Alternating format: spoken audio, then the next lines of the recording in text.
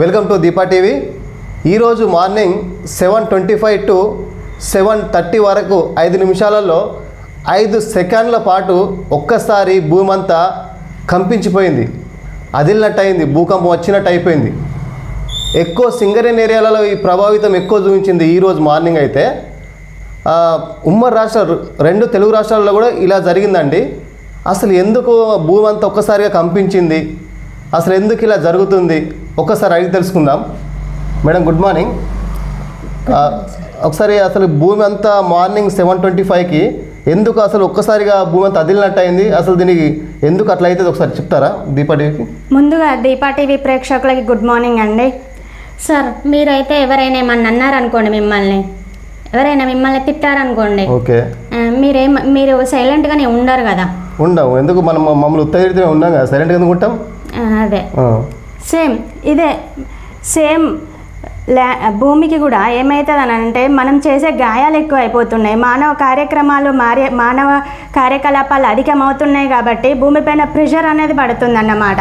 ఆ ప్రెషర్ పడడం వల్ల ఏమవుతుంది అంటే భూమి మనల్ని హెచ్చరిస్తుంది, కంపించి హెచ్చరిస్తుంది. ఎప్పుడో ఒకసారి భూకంపం వచ్చే ప్రాబ్లం అనేది ఉంది అనేది హెచ్చరిస్తుంది అన్నమాట. తనకి చేసే గాయాలు అధికమవుతున్నాయి, పారిశ్రామికత పెరుగుతూ ఉన్నది. అదేవిధంగా పరిశ్రమలు ఎక్కువగా పెరిగిపోతున్నాయి.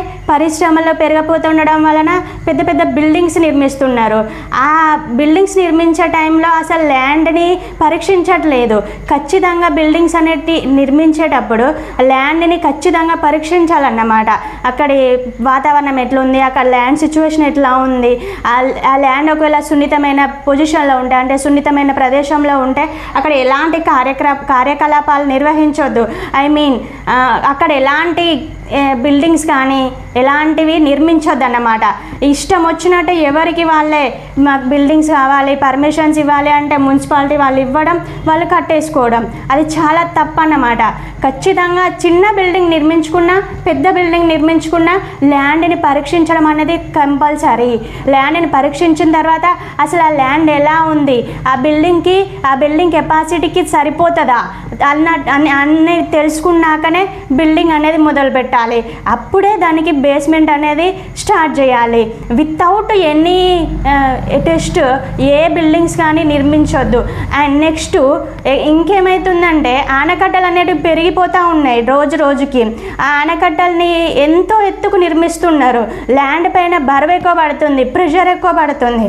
ప్రెషర్ ఎక్కువ పడడం వల్ల భూమి లోపల పొరలకి ఎక్కువ ప్రెషర్ పడి కుంచుకుపోయి లోపల కంపించడం జరుగుతుందన్నమాట. అలా కంపించడం వల్ల ఖచ్చితంగా భూకంపాలు అనేటివి వచ్చే ఛాన్సెస్ ఎక్కువగా ఉంటాయి. అయితే మానవ కార్యకలాపాలు అధికమవుతున్నాయి, పారిశ్రామికత పెరుగుతున్నది. పారిశ్రామికత పెరుగుతున్న కొద్దీ ఏమవుతుంది అంటే చెట్లను నరికేయడం, ఆ ఉన్న చెట్ల ప్లేసెస్ని కొత్త బిల్డింగ్స్ నిర్మించుకోవడం. ఆ బిల్డింగ్స్ ఒకే ఫ్లోర్తో అయిపోవట్లేదు, హండ్రెడ్స్, థౌజండ్స్ అట్లా ఫ్లోర్స్తో నిర్మించడం వల్ల భూమికి అత్యంత ప్రెషర్ పడుతుంది. ఎవరైనా సరే ఒకటే ఎగ్జాంపుల్, మన బరువు ఎంతైతే ఉంటుందో అంతలో, అంటే ఆ బరువులో హాఫ్ కంటే కొంచెం ఎక్కువ బరువు మోస్తాం కావచ్చు, అంతే తప్ప ఎంత బరువు పెట్టినా మోస్తాం అనేది కాదు కదా. అదే ఇప్పుడు ప్రెషర్ అనేది భూమికి కూడా అప్లై చేసినట్లయితే తను ఎంతైతే మోయగలుగుతుందో అంతే ఇవ్వాలి. అంతకంటే ఎక్కువ ప్రెషర్ తన పైన ఇస్తే ఖచ్చితంగా భూకంపాలు వచ్చే ఛాన్సెస్ ఎక్కువగా ఉంటాయి. ఈరోజు మన భూపాలపల్లిలో అండ్ ఉమ్మడి వరంగల్, జనగాం, గోదావరి పరివాహక ప్రాంతాలలో, అలానే తెలుగు రాష్ట్రాలలో కూడా భూమి కంపించింది అన్నారు కదా. ఖచ్చితంగా కంపించిందండి.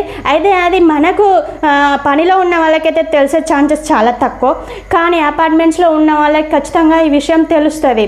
ఒక 5 సెకండ్స్ పాటు ఖచ్చితంగా కంపించడం వల్ల ప్రజలు భయాందోళన గురయ్యారు. చాలామంది అవుట్ సైడ్ కూడా పరుగులు తీసిన సందర్భాలు ఉన్నాయి. అదే దీనికి రీజన్ అయితే మాత్రం మానవ కార్యకలాపాలు అధికంగా పెరిగిపోతున్నాయి. ఇష్టం వచ్చినట్లు వాళ్ళు నిర్మించడాలు. ఈ ప్రభుత్వం కూడా పారిశ్రామికత పెరగాలి కాబట్టి మేము ఇష్టం వచ్చినట్లు పర్మిషన్స్ ఇస్తామనేసి ఇస్తున్నది. అది కూడా కరెక్ట్ కాదు. ఖచ్చితంగా ఎలాంటి బిల్డింగ్స్ నిర్మించినా, ఎలాంటి ఆనకట్టలు నిర్మించినా సున్నితత్వ పరీక్ష అనేది కంపల్సరిగా చేయాలి. చేయకపోతే మాత్రం ఈరోజు వచ్చింది హెచ్చరిక ఫ్యూచర్లో నిజమయ్యే ఛాన్సెస్ ఉంటాయి. మేడం, ఇప్పుడు మన సింగరేణి ఏరియా ఉన్నది కదా, ఏదైతే మన సింగరేణి ఏరియాలు ఉన్నాయో అక్కడ కొంచెం ఎక్కువ బొగ్గు తవ్వడం, ఓసిలో ఇట్లా పెద్ద పెద్ద ఓసిలు అవుతాయి కదా, వీటి ప్రభావం ఏమన్నా భూమి పైన పడే అవకాశం ఉందా? ఎస్ సార్, కంపల్సరీగా ఉందండి. అయితే మైన్స్ అనేటివి ఎప్పటి నుండో ఉన్నాయి, ఇప్పటి నుండి కాదు. అయితే మైన్స్ వల్ల మనం చేసేది ఏంటి అంటే ఖచ్చితంగా భూమి లోపలి పొరల్లో దాగి ఉన్న బొగ్గును వెలికి తీస్తున్నారు. ఆ బొగ్గును వెలికి తీయడంలో కూడా ఈ మధ్యలో మళ్ళీ మైన్సే కాదండి, ఓసి అనేది వచ్చింది. సంవత్సరాల తరబడి బొగ్గును తీయడమే కాదు, కొద్ది సంవత్సరాలలోనే తీసుకోవచ్చు, అంటే అతి వేగంగా బొగ్గును తీసుకోవచ్చు అని ఓపెన్ కాస్ట్ అనేది ఓసీలు అనేటివి కూడా నిర్మాణాలు చేపట్టిరు. వాటి వల్ల మాత్రం చాలా అంటే చాలా ప్రాబ్లమ్స్ ఫేస్ చేయాల్సి ఉంటుంది. ఎందుకంటే ఏది తక్కువ కాలంలో తీస్తే తక్కువ రావడానికి ఛాన్సెస్ ఉంటాయి. తక్కువ కాలంలో తీస్తున్నారు, ఇక్కడ బొగ్గుని చాలా తక్కువ కాలంలో తీస్తున్నారు. ఓసీలో వితిన్ 15 to 30 yearsలో టార్గెట్ పెట్టుకోవడం, అక్కడ ఉన్న శిలాజాలను తీసేయడం. ఆ విధంగా చేయడం వల్ల భూమి లోపల చాలా ప్రెషర్ పెరుగుతుంది. బొగ్గుని తీసుకోవడం మళ్ళీ ఆ పొరల్ని కూర్చడం లేదన్నమాట.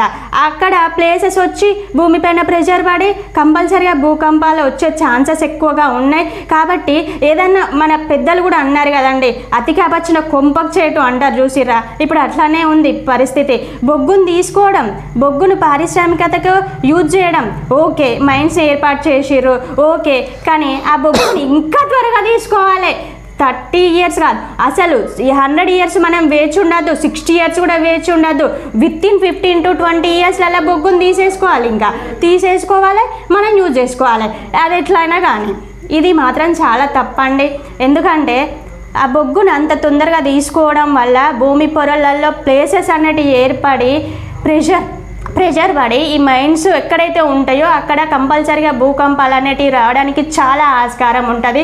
కాబట్టి ప్రభుత్వాలు దీన్ని దృష్టిలో ఉంచుకొని మానవాళికి మంచి చేసే కార్యక్రమాలను చేయండి, పర్లేదు, కానీ చెడు చేసే ఇలాంటి వాటిని మాత్రం చేయొద్దు. ఇన్ కేస్ మీరు పారిశ్రామికతకి ఇవ్వండి, మీరు పారిశ్రామికతను జరపండి, కానీ అది ఎంతవరకు దానికి ప్రిఫరెన్స్ ఇవ్వాలి? మానవాళికి హేయబద్ధంగా ఉండేంత వరకు మాత్రమే మీరు ప్రిఫరెన్స్ ఇవ్వాలి. మానవాళికి చేటు చేసే కార్యక్రమాలని తక్షణమే మీరు మాత్రం ఆపకపోతే ఇన్ ఫ్యూచర్లో చాలా అంటే చాలా ప్రాబ్లమ్స్ ఫేస్ చేయాల్సి ఉంటుంది. దీన్ని మానవులు కూడా దృష్టిలో పెట్టుకోవాలండి. మనం ప్రెషర్ తీసుకొచ్చినట్లయితే ప్రభుత్వాలు కూడా తగ్గే ఛాన్సెస్ ఉంటాయి. ఇప్పటి వరకు మన తెలుగు రాష్ట్రాలలో స్పెషల్ తెలంగాణ కానీ ఆంధ్రప్రదేశ్ కానీ ఇందులో ఎప్పుడన్నా భూకంపాలు వచ్చినాయా? ఎస్ సార్, వచ్చినాయండి. అయితే 1969 April 13th రోజున భద్రాద్రి అంటే అప్పుడు భద్రాచలం ఉండే కదా, అప్పుడు భద్రాచలంలో మాత్రం ఒక భూకంపం వచ్చింది. 5.7 రిక్టర్ స్కేల్ నమోదైంది. అదే అతిపెద్ద భూకంపంగా పరిగణిస్తున్నారు. అది కిచ్చనపల్లి గ్రామం సరిహద్దులో వచ్చింది. అదే 1969లో వచ్చిన భూకంపంగా, అతిపెద్ద భూకంపంగా మనం తెలుసుకోవచ్చు. అయితే తెలుగు రాష్ట్రాలలోనే కాదండి, మన జోన్లో అంటే మన తెలంగాణలో మాత్రం హైదరాబాద్లో ఎక్కువ పారిశ్రామికత పెరిగిపోతుంది. కాబట్టి బిల్డింగ్స్ మీరు చూస్తున్నారు కదా, ఎన్ని ఫ్లోర్స్ ఉన్నాయో హైదరాబాద్లో. అసలు పారిశ్రామికత మొత్తం ఆ 3 districts ఏమైతే ఉన్నాయి, సికింద్రాబాద్, రంగారెడ్డి, ఇట్లా హైదరాబాద్ మొత్తం ఆ డిస్ట్రిక్ట్స్ మొత్తం చాలా డేంజర్ జోన్లో ఉన్నాయి. హైదరాబాద్ మాత్రం 2nd zone భూకంప జోన్లో ఉంది. మానవ కార్యకలాపాల వల్ల వచ్చే భూకంపాలు ఏవైతే ఉంటాయో ఆ జోన్లో 2nd zoneలో కొన్ని ప్రదేశాలను చేర్చారన్నమాట. ఆ 2nd zoneలో వచ్చేసి తెలంగాణ నుండి హైదరాబాద్ ఉంది. అయితే ఆ హైదరాబాద్లో పారిశ్రామికత రోజు రోజుకి పెరిగిపోతూ ఉంది, కాలుష్యం పెరిగిపోతూ ఉంది. At the same time buildings ఎక్కువ కడుతున్నారు, ఫ్లోర్స్ ఎక్కువ కడుతున్నారు వితౌట్ టెస్టింగ్. అయితే ఇదే కాదండి, మన భారతదేశంలో వచ్చిన భూకంపాలలో అతిపెద్దది మాత్రం గుజరాత్లో 2001లో సంభవించింది, భుజ్ భూకంపం అని. అయితే అందులో ప్రాణ నష్టం అతి తీవ్రంగా సంభవించింది. Nearly 20,000 people died in that. Okay, అయితే ఈ భూకంపాలు రాకముందే మనం ఖచ్చితంగా కొన్ని చర్యలు అయితే తీసుకోవాలండి. తీసుకోకపోతే మాత్రం ఫ్యూచర్లో చాలా ప్రాబ్లమ్స్ ఫేస్ చేయాల్సి ఉంటుంది. తెలుసుకున్నారు కదా భూకంపానికి కారణాలు ఏంటో.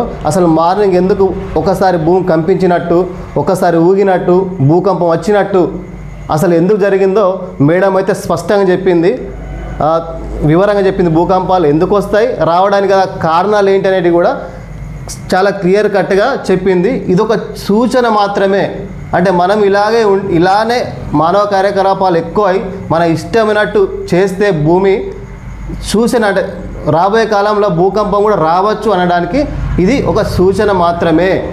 మనం ఇంకా తెలుసుకుందాం అంటే కాలనీలలో చాలామంది కూడా మన దీప టీవీకి ఫోన్ చేసి చెప్పారండి, ఒకసారిగా మార్నింగ్ భూకంపం వచ్చినట్టు అయింది, అసలు మాకు చాలా భయం వేసింది, అసలు బిల్డింగ్ కూలిపోతుందా ఏందని చెప్పేసి మేము బయటకు వచ్చేసినాం సార్ అని చెప్పి మనకు చాలామంది అయితే కాల్స్ చేసారు. వాళ్ళని కూడా ఒకసారి మనం అడిగి తెలుసుకుందాం లైవ్లో.